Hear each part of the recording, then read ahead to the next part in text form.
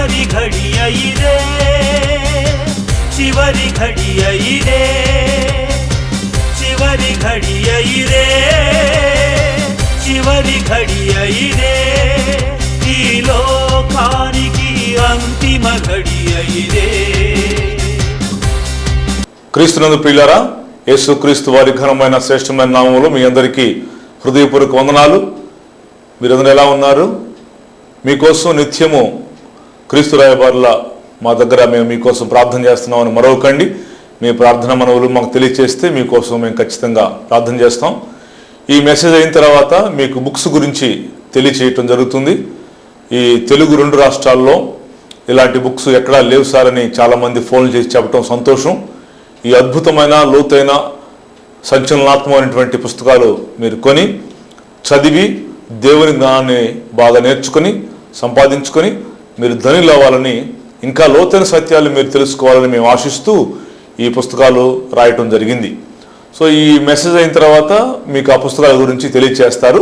ఆ పుస్తకాలు మీరు చూడండి, తెప్పించుకోనండి, చదివి మీరు ఆత్మీయంగా మేలు పొందాలని మేము కోరుతున్నాం. ఈరోజు మరొక అంశాన్ని నేను మీకు తెలియచేస్తున్నాను. గత కొన్ని వారాల నుంచి యేసు ప్రభు రాకడ రావాలంటే ఈ లోకంలో సుమారు 70% గుర్తులు అయిపోయినాయని, 30% మిగిలిన గుర్తులు ఇవి చాలా ఇంపార్టెంట్ అని, ఈ గుర్తులన్నీ కూడా 1 by 1 జరుగుతూ వస్తున్నాయని మనం తెలుసుకుంటూ వస్తున్నాం. ఈరోజు యేసు ప్రభు రాకడకి మిగిలినటువంటి 30% గుర్తుల్లో మరొక గుర్తుని మనం ధ్యానం చేస్తున్నాం. ఇది కూడా చాలా ఇంపార్టెంట్, వెరీ ఇంపార్టెంట్.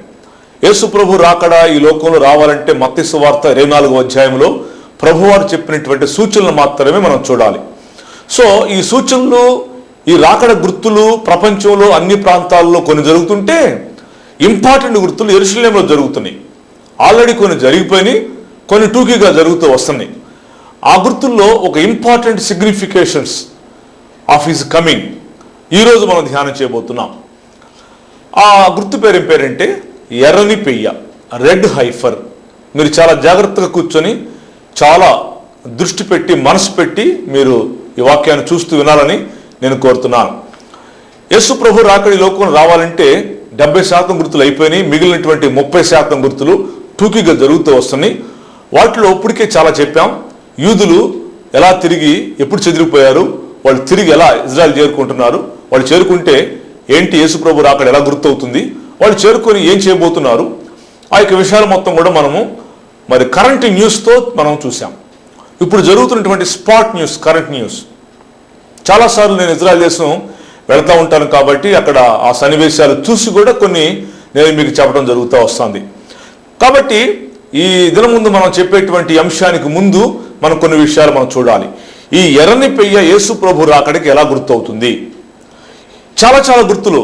అంటే ఉదాహరణకి మొన్న వారాల్లో మనం చూసాం, యూదులందరూ కూడా తిరిగి ఇజ్రాయెల్ దేశం ఎట్లా వెళుతున్నారు, అసలు ఎంత పర్సెంటేజ్ వెళ్ళారు, వెళితే యేసు ప్రభు రాకడికి ఎలా గుర్తవుతుంది, వెళ్ళి వాళ్ళు యెరూషలేము మందిరం కట్టుకోబోతున్నారు, ఆ మందిరం స్పాటు, ఆ యొక్క పరిస్థితి ఎలా ఉన్నాయి, అక్కడ పరిణామాలు కరెంట్ న్యూస్తో మనము మరి గత మెసేజ్ల్లో మనం చూసాం.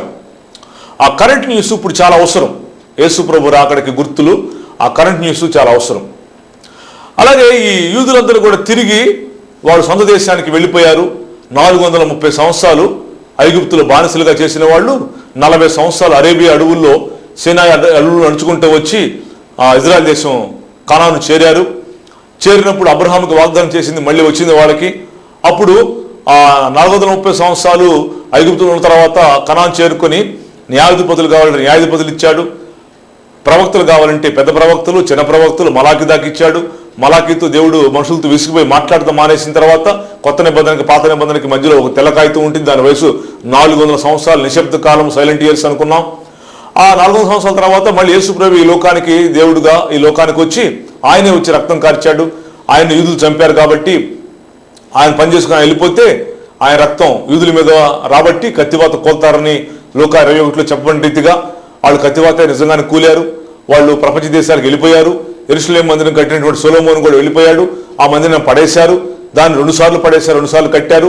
ఫస్ట్ ఆ మందిరాన్ని సొలొమోను కట్టాడు, దాన్ని నెబుకద్నెజరు పడేశాడు.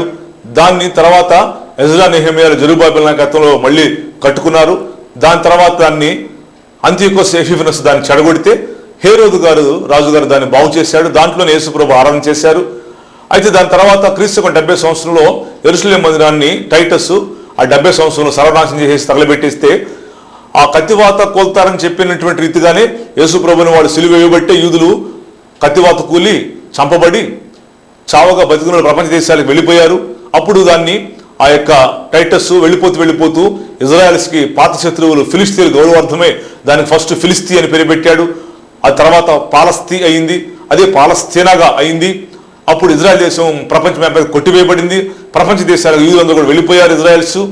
ఆ ప్రపంచ దేశాలకు వాళ్ళు వెళ్ళిపోయి మళ్ళా దేవుని వాగ్దానాల ద్వారా తిరిగి దేవుడు తీసుకొస్తానని చెప్పి యెషయా, ఎహెజ్కేలు, దానియేలు, చిన్న ప్రవక్తల మలాకి దాకా 100 ప్రవచనాలు ఉన్నాయి కాబట్టి యెహోవా దేవుడు మళ్ళీ యూదుల్ని ఇజ్రాయెల్స్ని తిప్పి తీసుకుని వెళ్ళాలి కాబట్టి సొంత భూభాగానికి.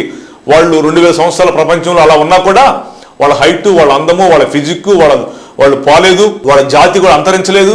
వాళ్ళు మోషే ధర్మశాస్త్రాన్ని మర్చిపోలేదు, బైబిల్ని మర్చిపోలేదు, యెహోవా దేవుడిని మర్చిపోలేదు, సొంత ఇజ్రాయెల్ దేశ భూభాగాన్ని మర్చిపోలేదు. మళ్ళా వెళ్ళిపోవడానికి సిద్ధమవుతూ ఉండగా యెహోవా దేవుడు మొట్టమొదటి ప్రపంచ యుద్ధంలో ఎంటర్ అయ్యి బ్రిటిష్కి జర్మనీకి యుద్ధం జరుగుతుండగా బ్రిటిష్ ఓడిపోయే పరిస్థితుల్లో ఉన్నప్పుడు అప్పుడు మందుగుండు అయిపోతే దేవుడు ఒక ఆయన లేపాడు. ఆయన యూదుడు, ఆయన ప్రార్థనాపరుడు, ఆయన పేరు చైమి వీజుమన్.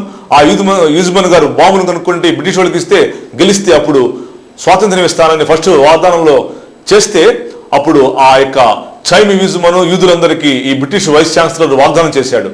అప్పుడు ఏం కావాలి, కోరుకో, మమ్మల్ని గెలిపించావు కాబట్టి అంటే యూదులు కోరుకున్నారు, మా భూభాగాన్ని వాళ్ళు పంపించండి, 2000 సంవత్సరాల నుంచి మా దేవుడి మీద తిరుగుబాటు చేశాం, మేము మూర్ఖులు అయిపోయి తిరుగుతున్నాము, అయ్యా మా భూభాగం మళ్ళీ కావాలి అంటే కష్టమే అని అన్నవాడు బ్రిటిష్ వాడు ఫస్ట్ ప్రపంచ యుద్ధంలో వాగ్దానం చేసిన వాడు రెండో ప్రపంచ యుద్ధంలో మళ్ళీ వాళ్ళందరినీ తిప్పి తీసుకుని వెళ్ళి వాళ్ళకి స్వాతంత్ర్యం ఇచ్చేశాడు. అంటే ఇజ్రాయెల్ దేశం వాడు అంజూరపు చెట్టు వాక్యానుసారంగా చిగురించింది.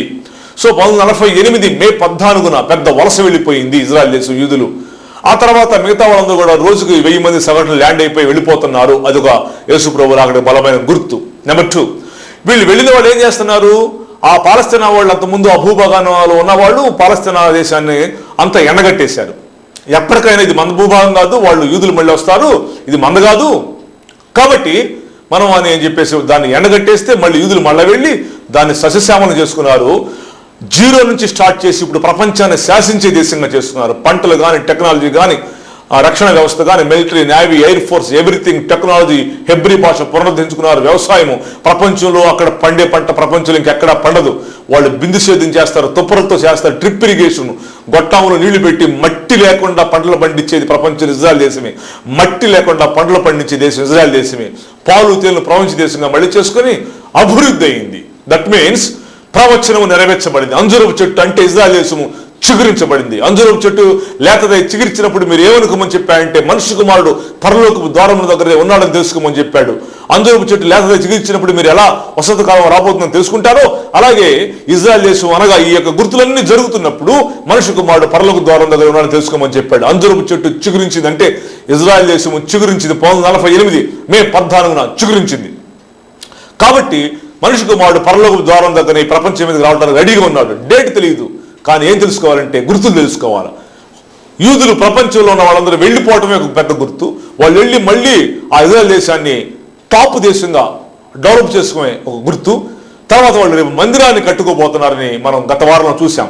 కరెంట్ న్యూస్తో చూసాం అక్కడ ఏం జరుగుతుందో మందిరం విషయంలో. ఆ మందిరం place dome of the rock, Al Aqsa Umar mosque. ఆ ప్రాంతం 32 ఎకరాలు. ఆ ప్రాంతంలో సొలొమోను మందిరం కట్టాడు. ఆ మందిరం 2 సార్లు కట్టబడి 3వ సారి మందిరం కట్టుకోబోతున్నారు. దానికి కావాల్సిన ఎక్విప్మెంట్ అంతా ఎలా సిద్ధం చేశారో పోయిన వారం మనం విన్నాం. ఇప్పుడు నేను చెప్పేటువంటి మరొక బలమైనటువంటి గుర్తు ఏంటంటే వెళ్ళినటువంటి యూదులందరూ కూడా ఇజ్రాయెల్ దేశం చేరుకున్న వాళ్ళు రోజుకి సగటున 1000 మంది ల్యాండ్ అవుతున్న వాళ్ళు మొత్తం చేరుకున్న తర్వాత ఇప్పుడు అక్కడ పెద్ద పరిణామం చేయబోతున్నారు. అది కూడా యేసుప్రభు అక్కడ ఒక బలమైన గుర్తే. అదేంటంటే వాళ్ళు వెళ్ళి తెస్సలోనికీయులకు రాసిన 2వ పత్రిక ప్రకారము, దానియేలు ప్రకారము, యెషయా మనం పోయిన వారంలో చెప్పుకున్న రెఫరెన్స్ల ప్రకారం ఖచ్చితంగా మందిరం కట్టబోతున్నారు. మందిరం కట్టబోతున్నారు కాబట్టి దానికి ముందు ఒక 2 విషయాలు జరగాలి. అది చెప్తాను ఇప్పుడు. అదే రెడ్ హైఫర్, దట్ మీన్స్ ఎర్రని పెయ్య, అదే పాప పరిహారార్థ బలి. సో వీళ్ళు మందిరం కట్టినప్పుడు ఈ పరిణామం చేయాల. సో ఇది ఈ ఎర్రని పెయ్య పరిణామం పాప పరిహారార్థ బలి జరిగితేనే మందిరం కట్టడం పూర్తవుతుంది. సో మందిరం కట్టేటప్పుడు ఈ ఎర్రని పెయ్య వ్యవహారం ఏంటంటే ఇది కూడా యేసు ప్రభు రాకడకు పెద్ద గుర్తు. అది ఎలాగంటే పాత రోజుల్లో మన ఇజ్రాయెల్స్ యూదులు ఏం చేసేవాళ్ళంటే అనేక బలులు ఉన్నాయి కదా, వాటిలో ఒక బలమైనటువంటి బలి ఏంటంటే పాప పరిహారార్థ బలి. ఈ బలి వ్యవహారం ఏంటంటే ఒక ఎర్రని పెయిన్ తీసుకుని రావాలి, దాని మీద ఒక మచ్చ కానీ ఒక తెల్ల ఇంటికి కూడా ఉండకూడదు, దాన్ని బలిపీఠం మీద బలిర్పించే వాళ్ళు పాప పరిహారార్థ బలి దీని అంటారు. సో ఎర్రని పెయిన్ తీసుకుని వచ్చి ఒక చిన్న ఇంటిగా నల్లది కూడా ఒక మచ్చ లేకుండా ఏమి లేకుండా అంత తల కాళ్ళు ఎవ్రీథింగ్ ఎర్రగా ఉండాలి, రెడ్ హైఫర్ అంటారు ఎర్రని పెయ్య. వధించి దాన్ని తల కాళ్ళు మొత్తం పేడతో సహా కాల్చి బూడి చేస్తారు.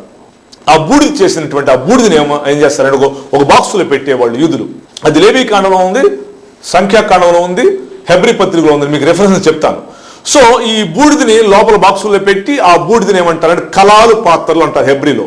సో ఈ యూదులు ఇజ్రాయెల్స్ మందిరం లోపలికి వెళ్ళేటప్పుడు ఆ బూడిదని నీళ్ళల్లో కలుపుకొని నెత్తి మీద చల్లుకొని ఆ మందిరం లోపలికి యెరూషలేము మందిరంలోకి వెళ్ళటం వీళ్ళకి ఫస్ట్ నుంచి వస్తుంటే మోషే ధర్మశాస్త్రము ఆనవాయితీ.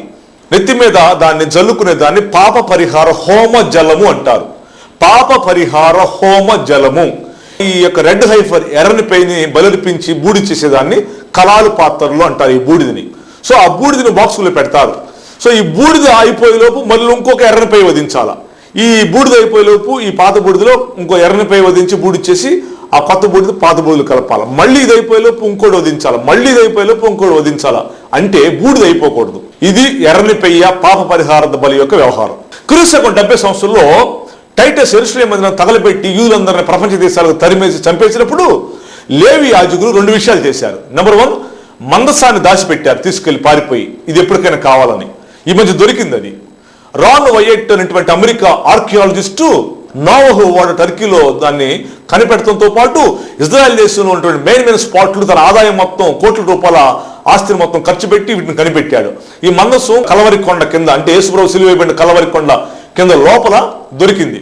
దాన్ని తీసుకొచ్చి ఈ మధ్య ఇజ్రాయెల్స్ గవర్నమెంట్ వాళ్ళు దాన్ని మ్యూజియంలో పెట్టారు. దొరికింది ఒక సిగ్నిఫికేషన్స్ దొరికింది మనకు గుర్తు. ఇంకొక బలమైన గుర్తు ఏంటంటే ఈ లేవి యాజకులు ఈ టైటస్ యెరూషలేము మందిరాన్ని తగలబెట్టినప్పుడు వీళ్ళు కూడా పారిపోతూ ఎప్పటికైనా ఈ మందస్సుతో పాటు ఈ బూడిద పాప పరిహార హోమ జలము రెడ్ హైఫర్ ఎర్రని పేరుతో వధించేటువంటి పాప పరిహారార్థ బలి ఈ బూడిద ఎప్పటికైనా మళ్ళీ కావాలి. మళ్ళీ ఎప్పటికైనా సరే మన ఈ పడవేటువంటి మందిరం మనం కట్టుకుంటారు మన జనరేషన్ అయినా సరే. కాబట్టి బూడిద కావాలని చెప్పేసి దాన్ని పెట్టెల్లో పెట్టి ఇజ్రాయెల్ దేశానికి ఊరు బయటికి పారిపోయి ఎక్కడో గుహల్లో పెట్టేసి వాళ్ళు కూడా పారిపోయి చనిపోయారు. సో రేపు ఈ వెళ్ళిపోయినటువంటి యూదులందరూ కూడా యెరూషలేము మందిరం కట్టిన తర్వాత ఈ పాప పరిహార హోమ జలం చల్లుకొని కొత్త మందిరంలోకి వెళ్ళాలి. కాబట్టి ఈ ఎర్రని పెయ్య దొరకాలి. అది ఈ ఎర్రని పెయ్య యొక్క క్లుప్త వృత్తాంతము. సో ఈ యొక్క ఎర్రని పెయ్యని వధించే ఆ బూడిదని ఏమంటారంటే కలాలు పాత్రలు పాప పరిహార హోమ జలము. సంఖ్యాకాండం 19వ అధ్యాయము 1 నుంచి 10 వచనాల్లో తర్వాత చదువుకోండి ఉంది. హెబ్రీ పత్రికలో 9వ అధ్యాయము 11 నుంచి 15 వచనాల్లో కూడా ఈ పాప పరిహార యొక్క బలి ఎలా ఇస్తారో, ఆ ఎర్రని పెయ్యి వ్యవహారం ఏంటో, ఈ పాప పరిహార హోమ భస్మం బూడిద వ్యవహారం ఏంటో, దాన్ని హెబ్రీలో కలాల పాత్రలు అంటారు, అక్కడ క్లియర్గా వ్రాయబడి ఉన్నది. సో ఈ పాప పరిహార బలి ఈ సంఖ్యాకాండం 19వ అధ్యాయం 1 నుంచి 10 వచనాల్లో, హెబ్రీ పత్రిక 9వ అధ్యాయం 11 నుంచి 15 వచనాల్లో రాయబడి ఉంది. Very clear. పాత రోజుల్లో మోషే ధర్మశాస్త్రం అది. మోషే ధర్మశాస్త్ర ప్రకారము ఈ పాప పరిహార బలి అలా చేస్తారు. దీనిని పాప పరిహార బలి, దాన్ని పాప పరిహార హోమ జలము, పాప పరిహార మరి బూడిద అని అంటారు అన్నమాట. ఈ బూడిద నీళ్ళలో కలుపుకొని ఈ ఇజ్రాయెల్స్ మందిరంలోనికి వెళ్ళినప్పుడు నెత్తి మీద చల్లుకుంటారు. పాప పరిహార హోమ జలము అని చెప్తారు. అది మోషే ధర్మశాస్త్రం క్లియర్గా చెప్తుంది. రేపు యూదులు కూడా అదే పని చేయబోతున్నారు. అది దొరకాలి ఇప్పుడు. సో ఈ వెళ్ళిపోయినటువంటి యూదులందరూ కూడా యెరూషలేము మందిరం కడతారు. ఓకే, ఆ కట్టే పరిణామాలు ఎంతవరకు వచ్చినాయి కరెంట్ న్యూస్తో నేను గత వారాల్లో మీకు చెప్పాను. స్పాట్ కరెంట్ న్యూస్తో ఏం జరుగుతున్నాయి అక్కడ పరిణామాలు, ఎంత తొందరలో కట్టబోతున్నారు యెరూషలేము మందిరాన్ని మనం చూసాం గత వారాల్లో. సో ఆ మందిరం కట్టిన తర్వాత వాళ్ళు చేసేటువంటి అతి ప్రాముఖ్యమైనటువంటి పని పాప పరిహారార్థ బలి. సో పాప పరిహారార్థ బలి అర్పిస్తారు. సో పాప పరిహారార్థ బలి అర్పించాలంటే మనం అందరూ చెప్పుకున్నట్టుగా ఏం చేయాలి? క్రీస్తు 70 సంవత్సరంలో ఈ లేవి యాజకులు ఈ పాప పరిహార హోమ భస్మం బూడిదని ఎక్కడ దాచిపెట్టి చనిపోయారు కదా. సో అది దొరకాలి. అది దొరికిన తర్వాత ఒక ఎర్రని పెయ్యి కూడా దొరకాలి. అందు గురించి ఇజ్రాయెల్ గవర్నమెంట్ ఏం చేస్తుంది తెలుసా? ఇదిగో మీకు చూపిస్తున్నాం చూడండి, ఇవన్నీ కరెంట్ న్యూస్. అదిగో వాళ్ళే యూదులు, యూదా శాస్త్రవేత్తలు. ఇజ్రాయెల్ గవర్నమెంట్ యూదా శాస్త్రవేత్తలకు, యూదులకు, ఇజ్రాయెల్ శాస్త్రవేత్తలకు జీతాలు ఇచ్చి, భూతద్దాలు ఇచ్చి, ఈ ఆనాడు క్రీస్తుకు 70 సంవత్సరంలో లేవి యాజకులు ఎక్కడ దాచిపెట్టారు, ఈ పాప పరిహార భస్మము ఎక్కడ దాచిపెట్టారో జీతాలు ఇచ్చి వెతికిస్తుంది. వెతుకుతూ ఉన్నారు ఇజ్రాయెల్ దేశం మొత్తం, అరణ్యాలలో, ఆ యొక్క గుహల్లో, అన్ని చోట్ల. ఒకటి. రెండవది, ఎర్రని పెయి కూడా దొరకాలి, పాత బూడిద బాక్స్ దొరకాలి. దానికోసం ఇజ్రాయెల్ దేశంలో శాస్త్రవేత్తలకి జీతాలు ఇచ్చి ఎంప్లాయీస్ని ఏర్పాటు చేసి వెతికిస్తుంది ఇజ్రాయెల్ గవర్నమెంట్. నెంబర్ 2, ఎర్రని పెయి కూడా రేపు పుట్టాలి, దొరకాలి.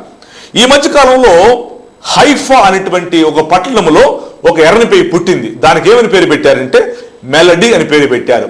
అది ఎర్రగా ఉంది, రెడ్ హైఫర్. ఇది భలే పుట్టింది, యేసుప్రభు అక్కడ గుర్తు. మనకి దీన్ని మనం కన్ఫర్మ్ చేసుకోవచ్చు, ఎన్నుకోవచ్చు అని చూసేసరికి ఆ ఎర్రని పెయ్య, ఆ మెలడీ అని పేరు గల ఎర్రని పెయ్య పెరుగుతున్న కొలది దాంట్లో 2 తెల్ల ఎంటుకలు వచ్చినాయి. కాబట్టి ఇది పనికి రాదు అని పక్కన పెట్టేశారు. సో దానికోసం కూడా ఇజ్రాయెల్ గవర్నమెంట్ భూతద్దాలు ఇచ్చి ఈ ఎర్రని పెయ్య కోసం జీతాలు ఇచ్చి శాస్త్రవేత్తలకి వెతికిస్తూ ఉంది.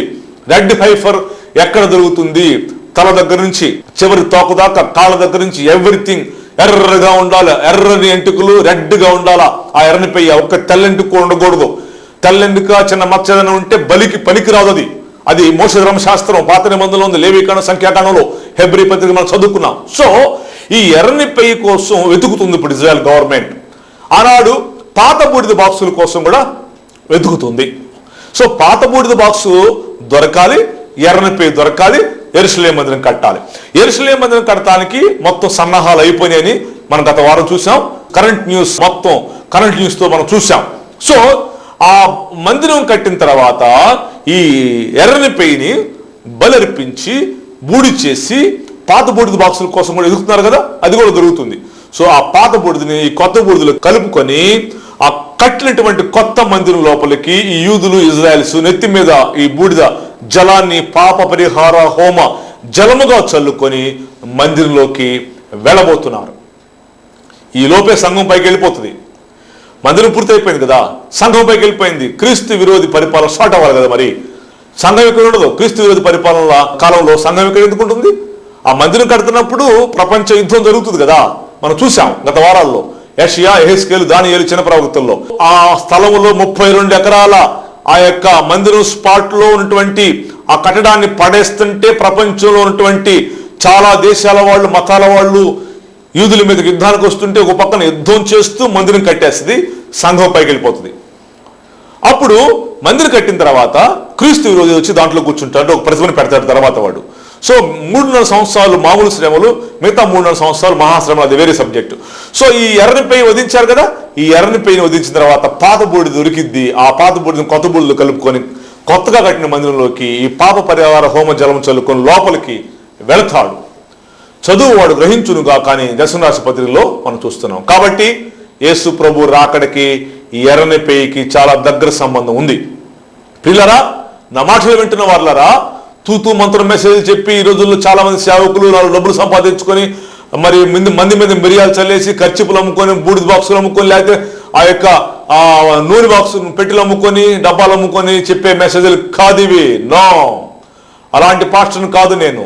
ఈ రోజుల్లో కావలసిన సైంటిఫిక్ ప్రూఫ్స్, కరెంట్ న్యూస్, యేసు ప్రభు రాకడ గుర్తులు, మెసేజ్లు, యేసు ప్రభువే నిజమైన దేవుడని చూపించేటువంటి సైంటిఫిక్ ప్రూఫ్లతో చెప్పే వర్తమానములు.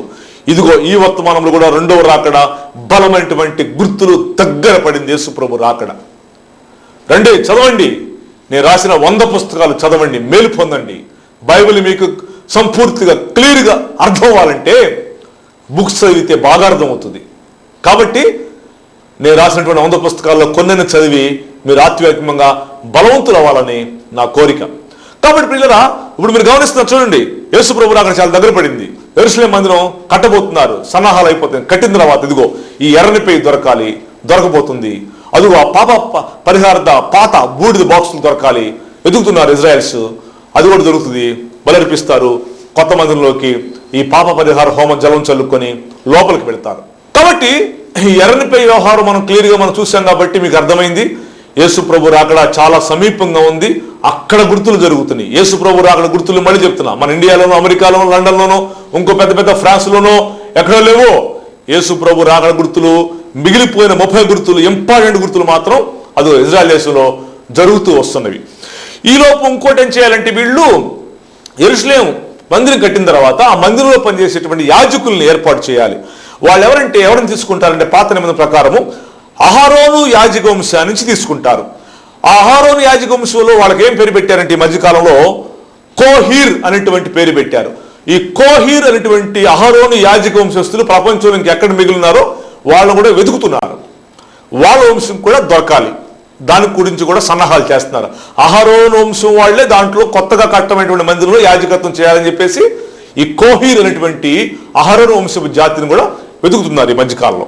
తర్వాత వాళ్ళు అభిషేకించి మందిరంలో పెట్టాలి కాబట్టి వాళ్ళు అభిషేకించేటువంటి స్పెషల్ తైలం ఒకటి ఉంది ఇజ్రాయెల్ దేశంలో. దాన్ని ఏమంటారంటే ఎఫార్స్ మన్ అంటారు. ఈ ఎఫార్స్ మన్ అనేటువంటి ఇదిగో ఈ తైలం కూడా వాళ్ళు అభిషేకించి ఆ కొత్త కట్టిన మందిరంలోకి పంపాలి కాబట్టి ఈ ఎఫార్స్ మన్ అనేటువంటి ఒలివ స్పెషల్ నూనె కూడా వాళ్ళు వెతుకుతున్నారు. దాన్ని కూడా ఎక్కడో ఆ రోజుల్లో ఈ లేవి యాజకులు దాన్ని ఎక్కడో దాచిపెట్టారు, అది కూడా దొరకాలి. కొత్త నూనెలో పాత నూనె కలిపి వాళ్ళు అభిషేకించి కొత్తగా కట్టిన మందిరంలోకి పంపించాలని ప్లాన్ చేస్తున్నారు. సో ఇవన్నీ పెద్ద పెద్ద ఈ కోహీర్ అనేటువంటి యాజకులు, ఈ అఫార్సం అనేటువంటి యాజకులను అభిషేకించేటువంటి నూనె, ఈ పెద్ద బలమైనటువంటి గుర్తులు అనేటువంటి కాదేమనుకుంటున్నారేమో, ఇవి కూడా బలమైన గుర్తులే. వాటన్నిటికంటే స్ట్రాంగ్ గుర్తు ఇప్పుడు నేను చెప్పేటువంటి ఈరోజు మెసేజ్లో రెడ్ హైఫర్, ఎర్రని పెయ్య. సో ఎర్రని పెయ్యని బలి అర్పించాలి, పేడతో సహా కాల్చాలి, బూడి చెయ్యాలి. క్రీస్తు 70 సంవత్సరంలో లేవి యాజకులు పారిపోతూ ఈ బూడిదని ఎక్కడ దాచిపెట్టారు కదా, ఆ బూడిద బాక్సులు దొరకాలి. ఇజ్రాయెల్ గవర్నమెంట్ జీతాలు ఇచ్చి శాస్త్రవేత్తలకు ఆ బూడిద బాక్సులు ఎతికిస్తుంది.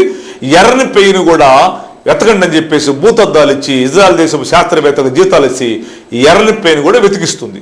సో ఈ పాత బూడిద బాక్సులు దొరకకపోతున్న తొందరలో ఈ రెడ్ హైఫర్ కూడా, చాలా రెడ్ హైఫర్లు పుట్టినాయి మన భారతదేశంలో కూడా ఉన్నాయి, చాలా ఇజ్రాయెల్ దేశంలో కూడా చాలా ఉన్నాయి. కానీ మచ్చలు ఉన్నాయి, ఎంటికలు ఉన్నాయి, ఏదో ఒక చోట స్పాట్లో పనికిరాదు అని తేల్చుకుంటున్నారు. ఎర్రగా ఉండాలి రెడ్ హైఫర్, దాన్నే వధించాలి. అది కూడా దొరకపోతుంది. ఆ పాత బూడిదలో ఈ కొత్త బూడిద కలిపి బలర్పించి కలపోతున్నారు, మందిరం కట్టబోతున్నారు. కట్టినటువంటి నూతన మందిరంలోకి ఎత్తి మీద పాప పరిహార హోమ జలం చల్లుకొని వెళ్ళబోతున్నారు. క్రీస్తు ప్రభు రాకడికి ఈ యొక్క బలమైన గుర్తులు జరుగుతూ వస్తున్నవి. మనం ఇలా ఈ లోకం ఇలా జరుగుతూ పోతూనే ఉంటుంది, ఈ పోకడ పోతూనే ఉంటుంది. ఆనాడు నోవహు టైంలో ఎలాగైతే అందరూ పెళ్లి చేసుకుంటూ సంసారాలు చేసుకుంటూ ఇల్లు కట్టుకుంటూ ఉన్నారో, టక్కమంట జలప్రళయం ఎలా వచ్చిందో యేసు ప్రభు రాకడ కూడా అలాగే వస్తుంది. ఏమి అనుకోలేదు జనం అంతా కూడాను. కానీ గుర్తులన్నీ జరుగుతుంటే చాలా మంది తెలుసుకోలేకపోతున్నారు. ఇంకా డబ్బు డబ్బు డబ్బు సంపాదన, ఇల్లు కట్టుకోవడం, సంసారాలు చేసుకోవటం, ఎన్ని పరిణామాలు జరుగుతూనే ఉంటాయి. ఎన్ని చేసుకోవద్దని చెప్పరా దేవుడు, ఇవన్నీ జరుగుతూనే ఉంటాయి. ఆయన మహానుభావుడు మన ప్రభువైన క్రీస్తు వారు టకమనం చేస్తాడు. అదిగో అదిగదిగో కడబూర శబ్దం, కొదమ సింహమయ్యే సురానున్న సమయం. అదిగో అదిగదిగో కడబూర శబ్దం, కొదమ సింహమయ్యే సురానున్న సమయం. రారాజు వేంచేయు ఆ దివ్య సమయం, రారాజు వేంచేయు ఆ దివ్య సమయం. సిద్ధపడితివా నీవు ఎత్తబడెదవు, సిద్ధపడకపోతే నీవు విడువబడుదువు. సిద్ధపడితివా నీవు ఎత్తబడెదవు, సిద్ధపడకపోతే నీవు విడువబడుదువు. ఎప్పుడంటే ఇదిగో ఈ గుర్తులన్నీ జరిగినప్పుడు. కాబట్టి ప్రియ సహోదరుడా సహోదరి, ఈ రెడ్ హైఫర్ వర్తమానం నువ్వు విని ఒక సత్యాన్ని తెలుసుకున్నావని, అనగా క్రీస్తు రాకడకు బలమైనటువంటి సూచన నువ్వు తెలుసుకున్నావని నేను నమ్ముతూ మిమ్మల్ని అభినందిస్తూ, ఇంకా రాబోతున్న రోజుల్లో అమూల్యమైన శ్రేష్టమైన వర్తమానాలకి మీరు సిద్ధపడాలని కోరుకుంటూ మీ అందరికి వందనాలు. May God bless you. క్రీస్తునందు ప్రియులారా, ప్రభువైన క్రీస్తు నామములో మరోసారి మీకు హృదయపూర్వక వందనాలు తెలియజేస్తూ, క్రీస్తు రాయబారుల పరిచర్య గురించి మీరు అనుదినం ప్రార్థన చేయవలసిందిగా ప్రేమతో కోరటం జరుగుతుంది. ఈ పరిచర్య గురించి మీరు ప్రార్థన చేయండి. ఈ పరిచర్యకి ఆర్థికంగా సహాయం చేయాలనుకున్నట్లయితే ఈ పరిచర్యకి ఆర్థికంగా మీరు సహాయం చేయొచ్చు. టీవీ పరిచర్య చాలా భారభరితమైనది. మరి టీవీ పరిచర్యకి ఎంత ఖర్చు అవుతుందో మీరు నాతో నేరుగా మాట్లాడాలంటే ఈ స్క్రీన్ మీద కనపడుతున్నటువంటి ఫోన్ నెంబర్కి ఫోన్ చేసి తెలుసుకోవచ్చు. నేరుగా నాతో మాట్లాడాలనుకున్నట్లయితే ఆ స్క్రీన్ మీద కనపడుతున్న నెంబర్కి మీరు ఫోన్ చేసి నాతో మాట్లాడి ఈ పరిచర్యకి స్పందించి మీ వంతుగా మీరు సహాయపడమని ప్రేమతో నేను మీకు కోరటం జరుగుతుంది. క్రీస్తు రాకడి యొక్క చివరి గడియలో ఉన్న క్రైస్తవ సంఘానికి దైవజనులు, చివరి గడియ టీవీ ప్రసంగికులు డాక్టర్ కొండవీటి బాబురావు గారి సంచలనాత్మక 2వ రాకడ ప్రసంగాల ద్వారా మరియు అంత్యదినాల్లో సంఘ దిద్దుబాటు మరియు సిద్ధపాటును కలుగు చేసే దిద్దుబాటు ప్రసంగాలతో అనేక సంఘాలు, కుటుంబాలు అద్భుతంగా సరిచేయబడుతూ బలపడుచున్నవి.